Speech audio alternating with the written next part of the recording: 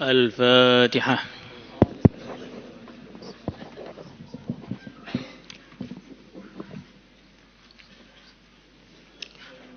الفاتحة.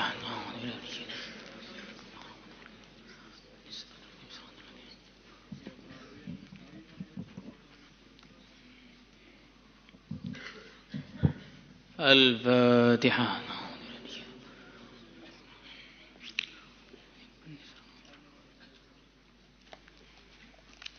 Teruskan kemarin.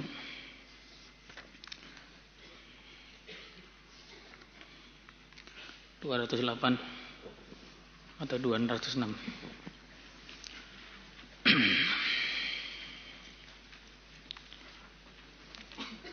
(1888).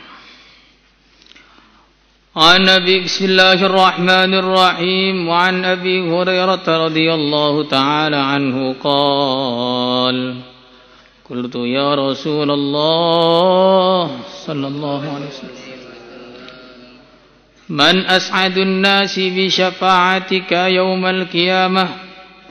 Man, siapakah as'adun nasi, paling beruntungnya manusia, bi syafa'atika, dengan syafaat engkau, yaumal qiyamati, pada hari kiamat. Qala Rasulullah sallallahu alaihi wasallam laqad dhanantu, sungguh aku telah menyangka, ya Aba Hurairah, wahai Abu Hurairah, Allah yas'alani, untuk tidak bertanya kepada aku, an hadal hadisi, dari hadis ini, ahadun, seorang pun, awwala minka, yang lebih dahulu daripada engkau. Lima ra'aitu, karena aku melihat, min hirsika, dari keinginan kuatmu untuk mencari alal hadisi, atas hadis. Di sini Sayyidina Abu Hurairah radhiyallahu taala anhu bertanya, siapa yang paling beruntung dengan syafaatmu pada hari kiamat ya Rasulullah sallallahu alaihi wasallam. Maka Nabi tidak langsung menjawabnya, tapi Nabi langsung memberitahu, sungguh aku telah menyangka, wahai Abu Hurairah, bahwa tidak ada orang yang akan bertanya masalah ini lebih dulu daripada kamu. Karena saya lihat kamu ini senang betul dengan hadis. Dari sini kita bisa ambil pelajaran. Apa pelajarannya? Pelajarannya, apa yang akan terjadi di masa depan itu bisa kita lihat dari amalan kita sekarang ini. Ini bukan ramalan, tapi ini sesuai dengan hadis, kullun muyassarun lima khuliqalah. Jadi kalau kita pengen tahu nanti ke depannya mau jadi apa, ya lihat sekarang ini kita ngapain. Kalau pengen tahu nanti jadi orang berguna atau tidak berguna, lihatlah sekarang tindakan kita. Apakah tindakan yang berguna atau tindakan yang tidak berguna? Mau jadi orang yang bermanfaat atau tidak bermanfaat? Ya, kita lihat sekarang apa yang kita lakukan. Apakah yang kita lakukan bermanfaat atau tidak bermanfaat? Nanti ke depan itu bisa jadi ahli ilmu atau tidak jadi ahli ilmu. Ya, kita lihat sekarang ini senang atau tidak dengan ilmu. Kalau pengen lihat bisa hafid Quran atau tidak, ya dilihat Qurannya itu selalu dihafalkan atau selalu masuk lelang. Jadi apa yang akan terjadi ke depan itu bisa kita lihat dari apa yang kita lakukan sekarang. Kalau kita ini hari-hari belajar ilmu agama dengan sungguh-sungguh, ikhlas karena Allah, semangat, ya insya Allah kita akan jadi ulama-ulama besar yang menyampaikan agama ke seluruh dunia. Kalau kita ini hari-hari megang tasbih, wiritan terus, sholat sunnah itu rajin, qobliyah ba'diyah, tanpa disuruh ya qobliyah ba'diyah, utuh berdiri, bukan setengah berdiri, setengah duduk atau duduk semua. Maka insya Allah suatu hari akan jadi orang yang muqarrab kepada Allah. Kalau hari-hari kita ini selalu berdoa, maka yang insya Allah akan jadi orang-orang yang makbul doanya. Kalau hari-hari kita ini memperjuangkan agama, insya Allah akan jadi orang yang jadi asbab hidayah. Kalau hari-hari kita ini sedekah, insya Allah berarti harta kita akan dibarakahi oleh Allah. Kalau hari-hari kita ini menyampaikan ilmu, ya insya Allah berarti ilmu kita akan dikasih jadi ilmu yang bermanfaat oleh Allah Subhanahu wa taala. Tapi naudzubillah, tsumma naudzubillah, tsumma naudzubillah. Kalau hari-hari ngantuk saja, maka ya kedepannya itu jadi orang yang kalaupun ngomong ya ditinggal tidur orang. Kalau hari-hari main HP saja, ya besarnya paling jadi pro player Mobile Legends gitu aja. Kalau hari-hari main lato-lato, depannya mau jadi apa? Kalau hari-hari kita ini kita isi dengan perkara yang lalai, ya maka kedepannya juga akan menjadi orang yang dilalaikan. Hari-hari kita ini, naudzubillah, kita isi dengan kemaksiatan, ya masa depan berarti akan menjadi masa depan yang suram. Karena ketaatan adalah bekal terbaik untuk masa depan. Karena kemaksiatan akan menjadi bekal yang terburuk untuk masa depan. Dan kemaksiatan akan berefek kepada masing-masing fannya. Kalau maksiatnya ketika ngaji, ya nanti ke depannya ngajinya nggak akan beres. Kalau maksiatnya urusan harta, nanti hartanya sampai ke depan nggak pernah halal, nggak pernah barokah. Kalau maksiatnya pacaran, ya nanti istrinya nggak bakal solehah. Dan anak-anaknya juga otomatis. Kalau suaminya nggak soleh, istri nggak solehah, anak soleh itu keluar dari mana? Mau download, nggak bisa. Jadi ini masa depan kita ini bisa kita lihat dari apa yang kita lakukan sekarang ini. Kalau kamu seneng dengar ngaji, ya insya Allah orang seneng dengar ngaji kamu. Kalau kamu itu beban dengar ngaji, ya nanti kalau kamu jadi pengajar, orang jadi beban juga ketemu pengajaran kamu. Pelajaran dia lagi. Kalau sampai pergi langsung syukuran itu kelas. Kenapa ada orang begini? Ya, karena memang dulunya tidak pernah cinta ilmu, sehingga ilmunya pun tidak dicintai oleh manusia. Ilmunya belum pernah makbul di sisi Allah Subhanahu wa taala. Nah, ini penting ini. Kemudian yang kedua, di sini baginda Nabi sallallahu alaihi wasallam memuji Sayyidina Abu Hurairah dengan hirs alal hadis. Sangat pengen mencari tambahan ilmu. Ini yang juga harus dimiliki oleh setiap pelajar. Idza a'taital ilma kullaka a'taka ba'dahu wa in a'taitahu ba'daka lam yu'tika syai'a. Kalau engkau memberikan semua kemampuanmu untuk mencari ilmu, maka ilmu akan memberikan sebagian darinya untuk kamu. Tapi kalau kamu ini setengah-setengah dalam mencari ilmu, ilmu enggak sudi memberi kepada orang yang setengah-setengah. Jadi harus ada keinginan kuat. Allah tidak akan ngasih kefahaman kepada orang yang tidak syukur ketika diberi kefahaman. Alaihissallahu bi'alama bisyakirin. Alaihissallahu bi'alama bima fi suduril alamin. Allah Maha tahu siapa yang syukur. Kalau dikasih ilmu agama, Allah Maha tahu. Allah Maha tahu siapa yang syukur dikasih sholat. Allah Maha tahu siapa yang syukur dikasih sedekah. Maka orang itu kalau lihat hakikatnya, ya, Bukan dia tidak ke masjid, tapi Allah nggak suka lihat dia ke masjid. Saking banyaknya maksiatnya hari itu, Allah nggak mengizinkan dia ke masjid. Jadi Allah nggak mau disembah sama dia.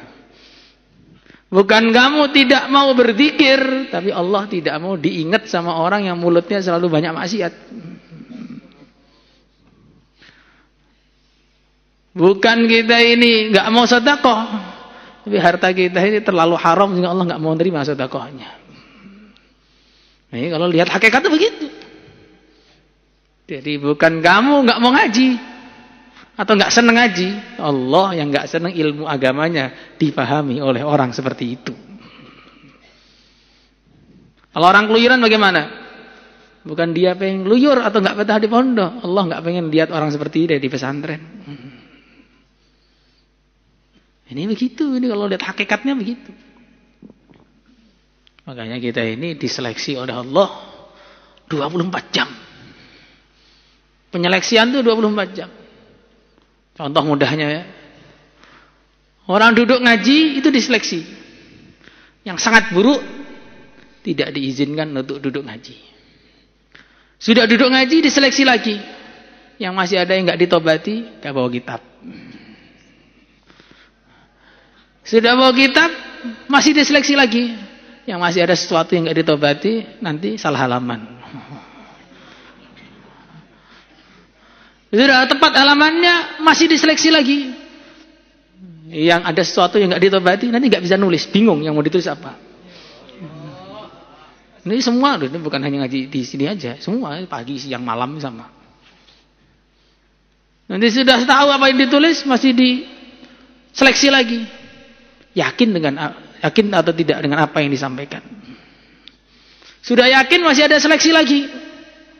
Mau enggak mengamalkan apa yang disampaikan? Sudah mengamalkan, masih diseleksi lagi. Ikhlas atau tidak dalam mengamalkannya. Sudah ikhlas, masih diseleksi lagi.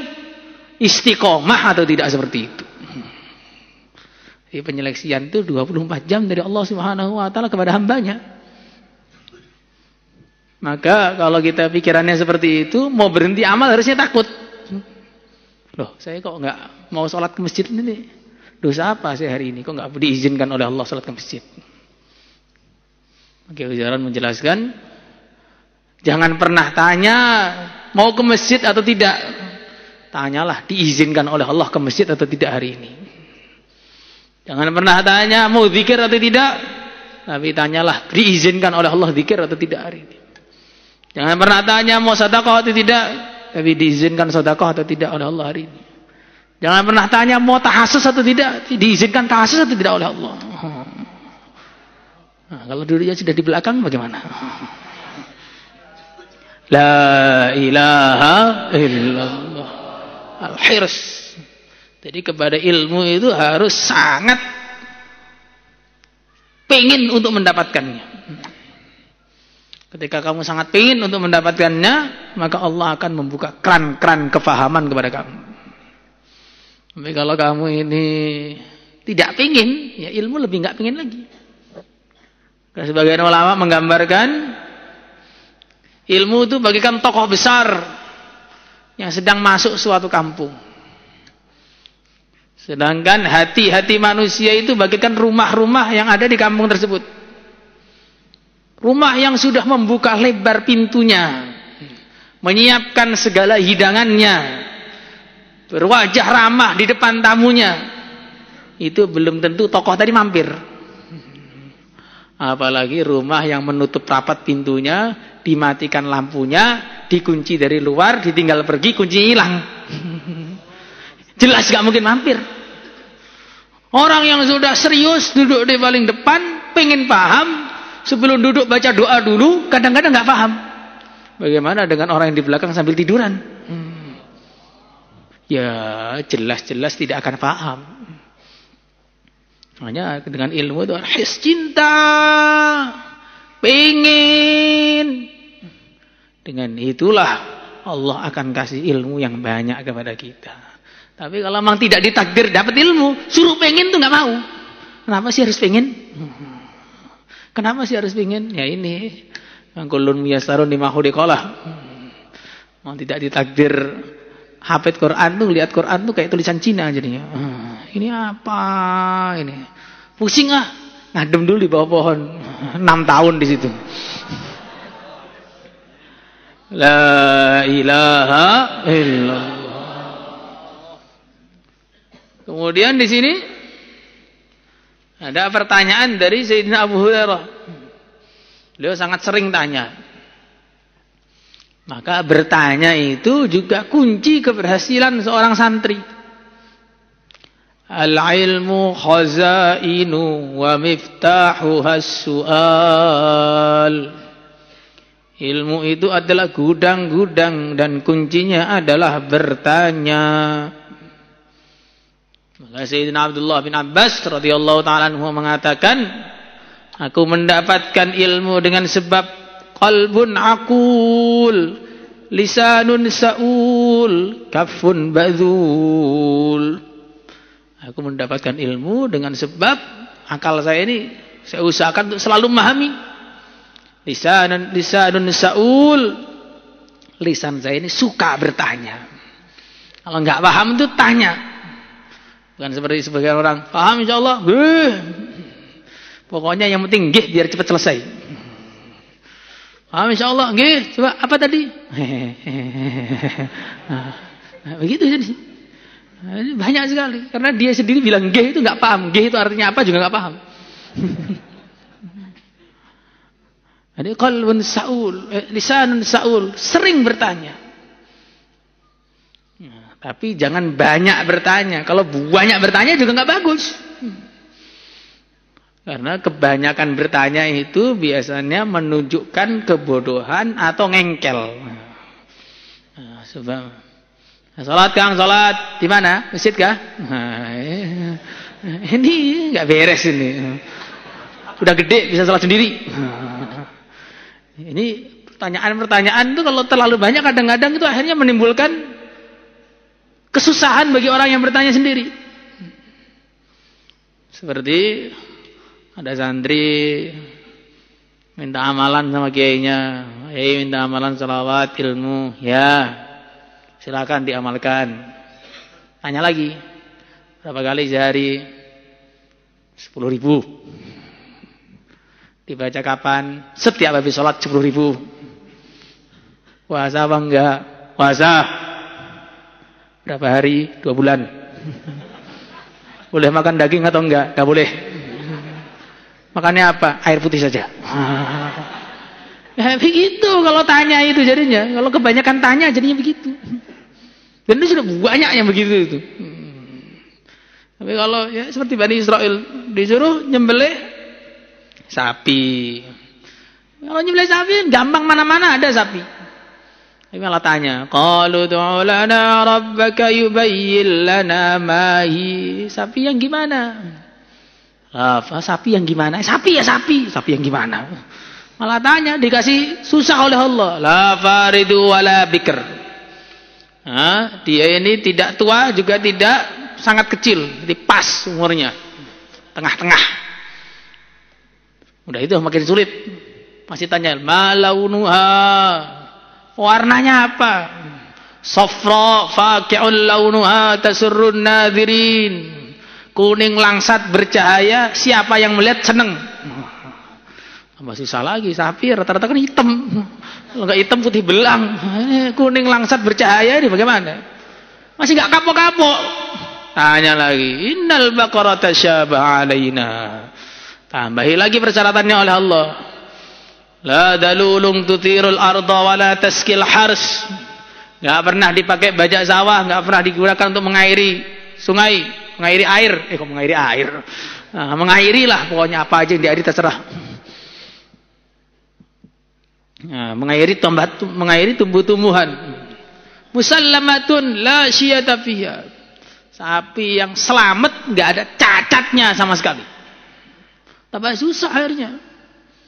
Coba kalau dia nyembelih sapi, mana-mana sapi bisa disembelih, tapi karena tanyanya banyak akhirnya susah. Dan ini sapi yang begini ini seluruh dunia cuma satu pada waktu itu. Itu sapi ajaib. Yang mana sapi itu warisannya seorang yang soleh kepada anaknya. yang dibiarkan, digembalakan di tengah hutan. Kemudian setelah orang tuanya mati, ibunya ngasih tahu kepada anaknya, itu ayah kamu wariskan sapi tinggal di hutan sana. Itu nanti bisa kau manfaatkan. Tapi manggilnya sapi ini beda, enggak seperti sapi-sapi umum. Kamu harus doa bismi ilahi Ibrahim wa Ismail wa Ishaq wa Yaqub. Sapi datanglah. Nanti kalau begitu datang. Kalau enggak begitu enggak bakal datang. Ada sampai tengah hutan, dia teriak bismi ilahi Ibrahim wa Ismail wa Ishaq wa Yaqub. Sapi sini. Langsung datang sapinya. Oh, cerah terang. Lebih glowing daripada kebanyakan orang. Kan kuning bercahaya, kan enggak semua begitu. Akhirnya setelah sapinya mendekat, sapinya bilang, dengan izin Allah bisa ngomong, makanya ajaib saya bilang. Pemuda, naik saja di sini. Lebih cepat sampai rumah daripada nuntun saya. Nah, pemuda ini orangnya taat, enggak suka banyak ijtihad. Nah, orang itu kadang-kadang suka istihad enggak benar gitu. Pemuda itu bilang, ibu saya enggak nyuruh kok untuk dinaiki, nyuruhnya ditarik begini. Maka sapi tadi bilang, demi Allah, kalau kamu sampai naik tadi saya akan lari, dan kamu enggak akan bisa nangkep saya selama-lamanya. Sapi ini juga ngetes juga, lebih ganas daripada pengetes ujian. Akhirnya saya pulang bawa sapinya. Makanya ibunya bilang, ini sapi ini jual saja dengan harga 3 dinar. Kalau ada yang membeli harus dengan musyawarah dengan saya, dengan persetujuan saya. Berangkat ke pasar, di tengah perjalanan dicegat oleh seseorang. Fulan mau kemana? Jual sapi. Jual harga berapa? 3 dinar atas keridhaan ibuku. Maka laki-laki tadi mengatakan, enggak, saya beli saja 6 dinar. Yang penting jangan ngomong ibu kamu. Oh enggak, saya harus ngomong dulu. Balik ke rumah, bilang sama ibunya, ini mau dibeli 6 dinar. Ya boleh. Berangkat lagi. Tengah jalan ketemu lagi sama orang tadi. Bagaimana? Ya 6 dinar dengan ridho ibuku. Maka orang tadi bilang, saya beli 12 dinar. Yang penting jangan kasih tahu ibu kamu. Oh enggak, harus kasih tahu ibu saya. Coba lo kita, wah kesempatan ini. Dapat tambah 6 dinar. Enggak suka ijtihad, sukanya taat. Ijtihad itu kalau enggak Imam Syafi'i dan yang selevelnya itu enggak cocok. Ada balik lagi. Itu orangnya minta harganya 12 dinar. Maka namanya ibu yang solihah ini juga paham. Oh nah, itu bukan orang itu malaikat. Tanya saja kepada malaikat tadi. Sapinya ini disuruh jual berapa harganya? Kok diturunkan malah naik, diturunkan malah naik, ini harganya mau dijual berapa?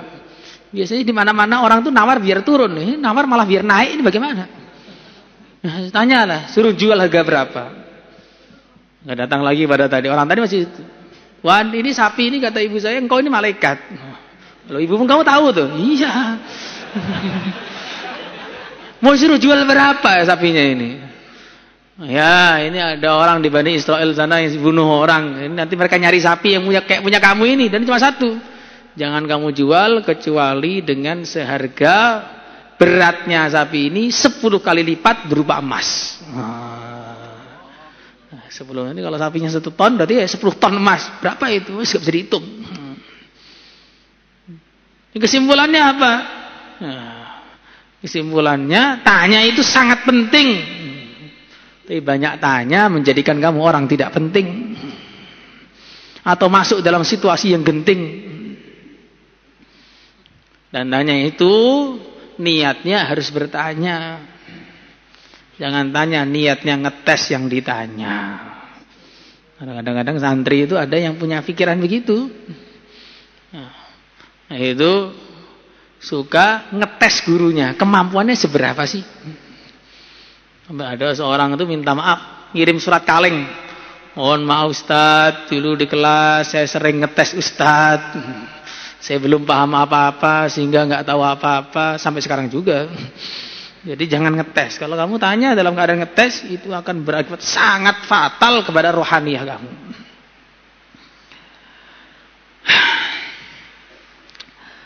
Maka kemudian Nabi menjawab, as'adun nasi bi syafaati yaumal qiyamati man qala la ilaha illallah. Orang yang paling beruntung, paling bergembira dengan syafaatku pada hari kiamat adalah orang yang meyakini kalimat la ilaha illallah. Kenapa as'ad? Nah, paling beruntung karena semua orang itu dapat syafaatnya Nabi di akhirat. Sampai orang kafir pun dapat syafaatnya Nabi ketika di padang mahsyar. Ketika Allah membiarkan mereka tidak dihukumi, 50.000 tahun dibiarkan, maka akhirnya disyafaati oleh Nabi sehingga jadi dihisab. Semua orang dapat syafaatnya baginda Rasulullah sallallahu alaihi wasallam. Tapi yang paling beruntung itu adalah orang yang mati dalam keadaan membawa la ilaha illallah. Maka kita ulang-ulang kalimat ini biar menancap dalam hati kita sampai mati bisa mengucapkan kalimat la ilaha illallah. Dan syafaat itu bertingkat-tingkat. Syafaat itu bertingkat-tingkat. Ada syafaat untuk menaikkan derajat. Jadi sudah di surga dia, aslinya bawah, disyafaati oleh orang tuanya atau gurunya atau temannya, naik derajatnya. Yang bawah jadi naik ke atas. Ada yang disyafaati yang aslinya masuk surga dengan hisab, jadi masuk surga tanpa hisab. Ada yang disyafaati aslinya mau masuk neraka, disyafaati jadi nggak jadi masuk neraka. Ada yang disyafaati aslinya di nerakanya lama, dikorting hukumannya. Ada yang disyafaati yang aslinya nerakanya bawah jadi neraka atas, tapi nggak keluar. Itu Abu Thalib. Hadis Sahih Muslim ini. Kita juga di Bukhari ada. Nah, jadi orang kafir di neraka itu bisa mendapatkan manfaat dari amal mereka, tetapi manfaat yang tidak mengeluarkan mereka dari neraka, sehingga itu manfaatnya jadi seakan-akan tidak ada manfaat. Karena manfaat yang utama dari amal itu mengeluarkan seseorang dari neraka, memasukkan dia ke surga. Ini kadang-kadang ya seperti Abu Lahab, orang yang paling memusuhi Nabi karena pernah mencintai Nabi, maka ada manfaatnya. Itu di neraka diringankan siksanya setiap hari Senin. Abu Thalib karena membantu Nabi tapi dia tidak Islam dalam qaul yang mutamad, maka akhirnya dia dikeluarkan oleh Nabi dari neraka yang paling bawah ke neraka yang paling atas. Tapi masih di situ. Ya, orang kafir itu ya karena kufurnya juga beda-beda, ya nerakanya beda-beda. Ya, nggak mungkin nerakanya Qarun, Fir'aun, Haman disamakan dengan nerakanya orang-orang kafir yang nggak tahu apa-apa, itu nggak mungkin. Nah, makanya syafaat itu bertingkat-tingkat begitu. Maka walaupun sudah orang yang soleh pun juga perlu syafaat, biar derajatnya lebih tinggi lagi daripada sebelumnya. Apalagi yang banyak dosa, ya perlu banyak syafaat itu. Dan syafaat itu tidak menafikan wa alaysa lil insani illa ma sa'a. Nah, ini orang-orang yang enggak suka doa dikirim kepada mayit itu, sukanya begitu. Doa kepada mayit enggak sama, enggak sampai. Alaysa lil insani illa ma sa'a. Manusia hanya mendapatkan apa yang dia usahakan. Syafaat itu termasuk bagian hasil dari amal dia. Sebab dia mengucapkan la ilaha illallah, akhirnya dia dapat fasilitas bisa disyafaati sehingga keluar dari neraka. Jadi syafaat itu tidak bertentangan dengan wa laisa lillahi ihsan illa ma sa, tidak bertentangan. Jadi sebab orang beramal namanya amalan la ilaha illallah, dia akhirnya dikasih fasilitas oleh Allah. Fasilitasnya namanya apa? Fasilitasnya bisa dapat syafaat sehingga bisa keluar dari neraka atau mau masuk nggak jadi, atau naik derajatnya, atau masuk surga tanpa hisab. Tapi kalau orang itu tidak pernah mengucapkan la ilaha illallah, kalaupun bisa disyafaati, itu ya syafaatnya tadi hanya bermanfaat untuk mengurangi sedikit dari siksanya, tidak akan bermanfaat mengeluarkan dari neraka. Maka kalau dikatakan amalannya orang kafir gak ada gunanya sama sekali, betul, karena gak bisa keluar dari neraka. Dibilang ada gunanya, ya ada betulnya, karena kadang-kadang menjadi meringankan sedikit siksa dia, tapi tidak bisa keluar dari neraka. Paham sampai sini?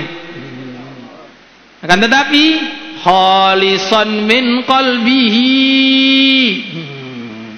bukan hanya sekedar la ilaha illallah, tapi la ilaha illallah yang dari dalam hati, au nafsi, atau dalam diri, tidak ada keraguan sedikit pun, tidak ada kebimbangan sedikit pun bahwa Tuhan itu hanya Allah. Selain Allah tidak layak dijadikan Tuhan. Yang mengatur alam semesta hanya Allah. Selain Allah tidak bisa mengatur, dirinya saja tidak diatur, apalagi yang lain-lain. Dan yakin dengan sebenar-benarnya yang menciptakan segalanya hanya Allah. Tidak mungkin terjadi dengan kebetulan.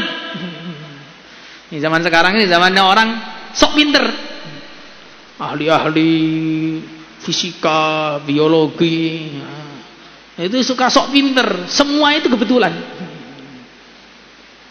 Ada yang bilang katanya ikan paus itu aslinya hewan darat, karena jalan-jalan ke laut kakinya berubah punya jadi sirip.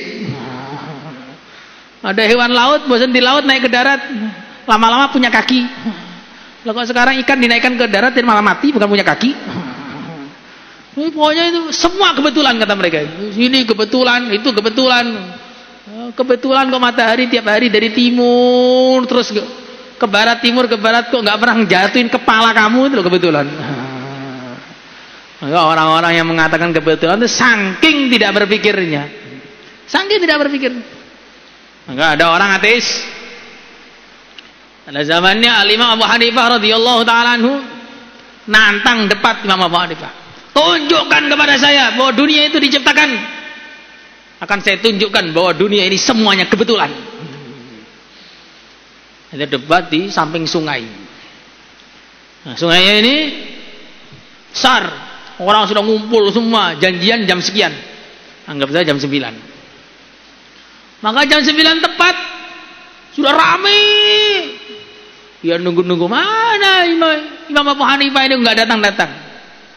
Ini bukan Imam Abu Hanifah suka telat, bukan. Nah, tapi nanti jadi dalil. Imam Abu Hanifah aja telat, masa saya enggak? Nah, repot begini. Nah, ini telatnya ada tujuan yang syar'i. Nah, nanti ada tujuan juga, nanti kamu juga. Wah, saya telatnya ada tujuan nih, makan nasi goreng di Arafat. Akhirnya setelah ditunggu setengah jam atau berapa menit, dia Muhammad Hanifah datang dengan naik sampan. Kok orang ateis ini bilang, kamu ini imamul muslimin gak berani debat sama saya. Fix, no debat. Kamu ini takut sama saya. Akhirnya Muhammad Hanifah bilang, tenang dulu, saya ini aslinya mau datang tepat waktu. Cuman saya di pinggir sungai sana gak ada sampan. Tengah-tengah saya diam, tiba-tiba ada pohon jatuh. Lah kebetulan terbelah jadi 2. Kebetulan ada gergaji di situ yang membersihkan dahan-dahannya. Kebetulan ada paku-paku yang ada di situ gerak sendiri nancep.